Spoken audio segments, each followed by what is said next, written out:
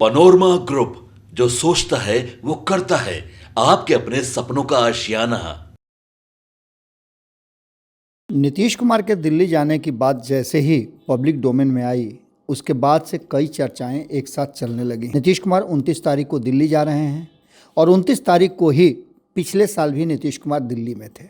ये बातें हम आपको बता चुके हैं और खबरों में हमने आपको सारी बातें डिटेल में बता दी है। लेकिन अब जो हमारे पास सूचनाएं आ रही हैं, जो खबरें आ रही हैं, छन छन करके जो राजनीतिक गलियारे से बातें आ रही हैं, वो बहुत सारी कहानी कह रही हैं और कानाफूसी शुरू हो चुकी है।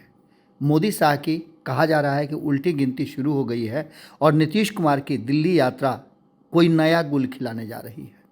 इसके साथ साथ आपको बता दें कि भारतीय जनता पार्टी जो पिछले चुनाव 2024 में अपने बहुमत से 32 के आंकड़े से पीछे रह गई थी, उसके बाद से भारतीय जनता पार्टी को समेटने और सहेजने के लिए आरएसएस की ज़रूरत पड़ेगी। लेकिन मोहन भागवत का जो बयान आ रहा है, उस पर भी अब आप तवज्जो दे सकते हैं। मोहन भागवत लगातार भारतीय जनता पार्टी के लिए, या कहा जाए तो आरएसएस भारतीय जनता पार्टी की रीढ़ की हड्डी रही है, जो भारतीय जनता पार्टी को सत्ता में लाने के लिए हमेशा से प्रयत्नशील रही है।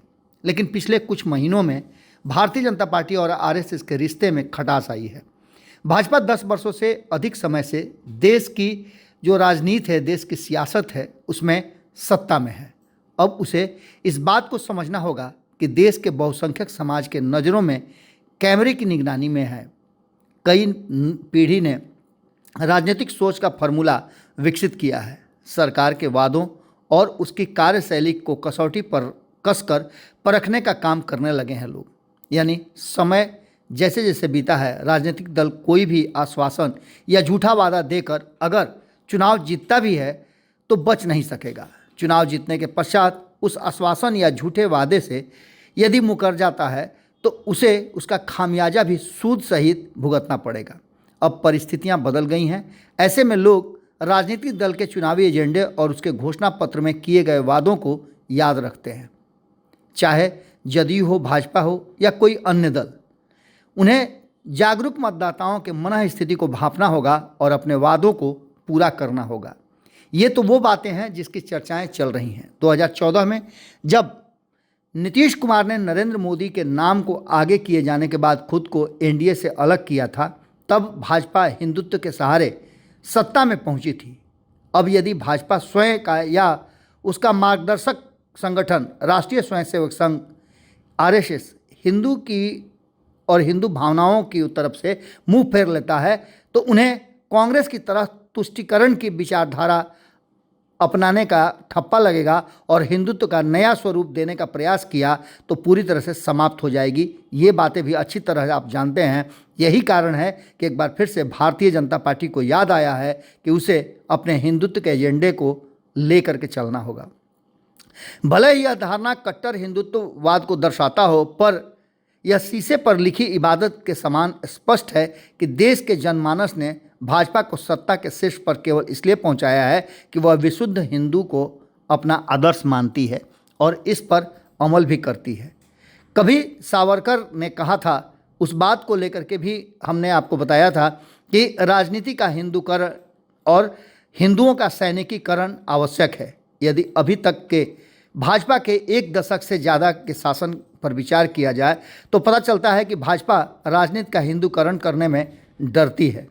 हिंदुओं का सैनिकीकरण करने की जो बात है उससे तो बहुत दूर है। हालांकि देश में अग्निवीर जैसी योजना की शुरुआत करके हिम्मत जरूर भारतीय जनता पार्टी ने दिखाया, लेकिन सेना के अग्निवीर बहाली को लेकर के खूब हंगामा भी हुआ और इसको लेकर के भारतीय जनता पार्टी और एनडीए के जो सहयोगी दल हैं उन्होंने भी विरोध किया। लेकिन उसके बावजूद भी अभी भी सेना में अग्निवीरों की भर्ती हो रही है। ऐसे में एक तरफ भाजपा को ये भी विशेष रूप से ध्यान देने की ज़रूरत है कि देश का एक बड़ा वर्ग जो है वो भाजपा के क्रियाकलापों पर नज़र रखे हुए है। 2024 लोकसभा चुनाव में जिस तरह की बातें सामने आई और परिणाम के बाद तो खुलकर विवाद सामने आ गया। भाजपा के वर्तमान अध्यक्ष जेपी नड्डा ने साफ कह दिया था कि भाजपा को आरएसएस की ज़रूरत नहीं है। इसके बाद भाजपा और आरएसएस के बीच रिश्तों के खत्म होने की चर्चा खूब हुई थी। हालांकि स्थिति को भांपने के बाद तल्खियों को समाप्त करने का माहौल भी बनाने का प्रयास किया गया और आरएसएस के प्रति जो भावनाएं होती हैं उसे एक बार फिर से बहाल करने की कोशिश की गई। आरएसएस प्रमुख मोहन भागवत ने जिस प्रकार के बयान दिए हैं उनसे तो साफ नज़र आता है कि संतुलन बनाने की वो कोशिश जरूर कर रहे हैं, लेकिन भारतीय जनता पार्टी का जो ये वर्तमान नेतृत्व है वो कहीं ना कहीं फील गुड की बीमारी से ग्रस्त है। आपको बता दें कि भारतीय जनता पार्टी के नेताओं को ऐसा लगता है कि वो जो कर रहे हैं वो सबसे बढ़िया है और जो वो जो कर रहे हैं उससे लोगों को बहुत फ़ायदा मिल रहा है, लोग उनसे दूर हो ही नहीं सकते हैं। यानी कि जिस रोग से वो ग्रसित हैं उसे आत्म केंद्रित होकर के कहा जाता है कि अहंकार की तरफ लेके जाता है, उसे भ्रम हो जाता है कि वह जो कुछ भी कर रहा है उसका सिर्फ जय जयकार होगा, कोई उसका विरोध नहीं करेगा।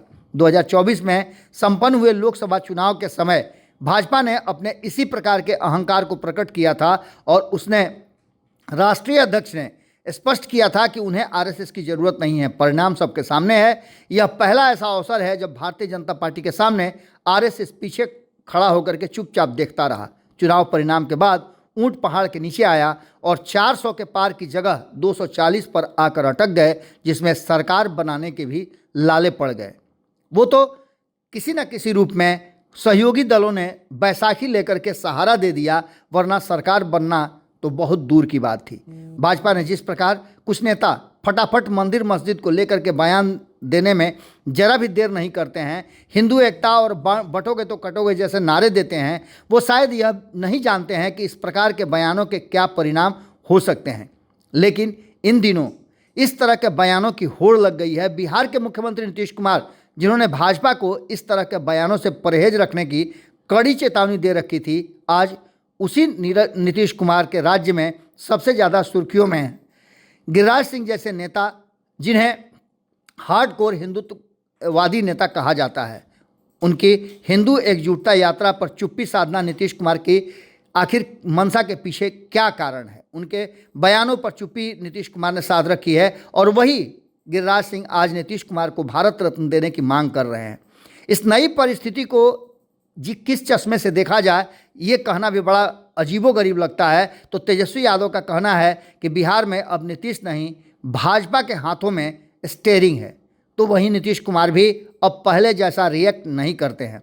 उधर मोहन भागवत भी भाजपा के फैसले और बयानों पर चुप्पी साधने में ही भलाई समझते हैं और संकेत दे रहे हैं कि अब देखना दिलचस्प होगा, बिहार को इस वर्ष विधानसभा के चुनाव से गुजरना है। नीतीश कुमार अभी भी फिर से मुख्यमंत्री बनने की इच्छा रखते हैं। प्रदेश में जो नई परिस्थितियां बनी है उसमें नीतीश फार्मूला नहीं, भाजपा का एजेंडा ज़्यादा कारगर साबित होता दिखाई दे रहा है। क्या नीतीश कुमार चुप रहें तो भाजपा उन्हें फिर से सीएम बना देगी, या Nitish Kumar wait and watch की स्थिति में है? नीतीश कुमार की राजनीति मौके पर चौका लगाने की रही है, तो वहीं आरएसएस और भाजपा के बीच यदि सब कुछ ठीक नहीं है तो उसका भी खामियाजा भुगतना पड़ सकता है। 2015 में मोहन भागवत के एक बयान ने पूरे चुनाव की दिशा ही बदल दी थी। आरक्षण पर उनके बयान को मुद्दा बनाकर लालू ने नीतीश के साथ मिल करके भाजपा को चित कर दिया था। अब की बात 3 बड़े अहम मुद्दे हैं जिसको लेकर के नीतीश कुमार इंतजार कर रहे हैं। पहला है बाबा साहब भीमराव अंबेडकर पर दिए गए अमित शाह के बयान, दूसरा वक्फ बोर्ड और नीतीश कुमार के सीएम कुर्सी पर एक बार फिर से दिए गए अमित शाह के बयान को अगर देखा जाए तो ये अंतिम फैसले को कहीं ना कहीं अंजाम देने के लिए काफ़ी है। अब देखना दिलचस्प होगा कि नीतीश कुमार दिल्ली यात्रा पर जा रहे हैं और नीतीश की दिल्ली यात्रा आखिर बिहार की राजनीति और देश की राजनीति में किस तरह का गुल खिलाती है। हम इंतजार कर रहे हैं कि नीतीश कुमार की यात्रा में दिल्ली में क्या क्या होता है। मोहन भागवत सहित बहुत सारे ऐसे लोग हैं जो वर्तमान भारतीय जनता पार्टी के नेतृत्व से नाराज हैं। कई लोग बदला लेना तो चाहते हैं लेकिन ताकत नहीं जुटा पा रहे हैं। तो क्या नीतीश कुमार की दिल्ली यात्रा उस ताकत को समेटने और एकजुट करने में कारगर साबित होगी? इससे पहले भी नीतीश कुमार ने ऐसा कर दिया है और नीतीश कुमार ने इंडिया गठबंधन बनवाने में बड़ी भूमिका निभाई थी। नीतीश कुमार के कंधे पर क्या एक बार फिर से दिल्ली की राजनीति का बड़ा भार होगा? इन सारी बातों को इंतजार कीजिए। 24 घंटे का समय आपके पास है। इन 24 घंटों में बहुत कुछ खुल करके देश और बिहार की राजनीति से जुड़ा हुआ मुद्दा आपके सामने होगा। जुड़े रहिए भारत लाइव के साथ। बहुत बहुत धन्यवाद। आपके सपनों को हमने सजाया है, ई होम्स पैनोरामा को हमने बनाया है। ई होम्स मेरा एक सपना था जिस पे मैं पिछले 4 साल से काम कर रहा था। हमने जो बनाया है वो सबने है माना।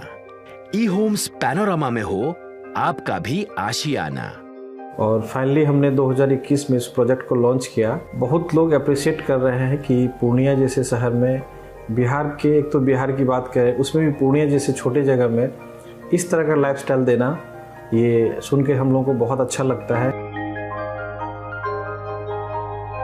ई होम्स में हमने कुछ और भी किया है, जैसे हम जिस जगह में रह रहे हैं हमारे फैमिली सिक्योर हो, उनको सिक्योरिटी का ध्यान में रखा है। आपकी सुविधा और सुरक्षा आपके लिए खास है, ये आपका विश्वास है। इसमें आर्टिफिशियल इंटेलिजेंस का 7 लेयर सिक्योरिटी का हमने इस्तेमाल किया है। लस ग्रीन कैंपस को बनाया है। यदि हमारा बाउंड्री वाल है तो वो वर्टिकल गार्डन है। ये जितनी भी फैसिलिटी होता है एक इंटरनेशनल टाउनशिप में ई होम्स है, ये हम लोग विश्वास नहीं कर पा रहे हैं। जो भी हमारे मित्र दोस्त या जो भी हमारे बाहर के बाहर आते हैं तो हम लोगों को बहुत अच्छा सुनने को मिलता है और बहुत अच्छा क्रेडिट मिल रहा है। वो सारा हमने सिर्फ एक बिल्डिंग नहीं बनाया, हमने एक बहुत अच्छा लाइफस्टाइल दिया ई होम्स में, और मेरा एक सपना था जिसको मैं आज फुलफिल होते हुए देख पा रहा हूँ। ये आपका आवास है। ई होम्स पैनोरामा में अब आपका निवास है। E Homes Panorama, luxurious lifestyle redefined. Panorama Group, जो सोचता है वो करता है। अगर ये वीडियो पसंद आई और वह बिहार के राजनीति और बिहारियत से सरोकार रखेनी तो सब्सक्राइब बटन दबा के चैनल के सब्सक्राइब कर ली। ओजे एगो घंटी बा, ओकरा बटन दबा देला से कुल सटीक और मारक खबर रुआ मुफ्त में मिल जाई। अगर रुआ पत्रकारिता के हमनी के नया प्रयोग में सहयोग कर चाहतानी तो ज्वाइन बटन दबा दी। पेटीएम नंबर नोट कर ली 9386816700।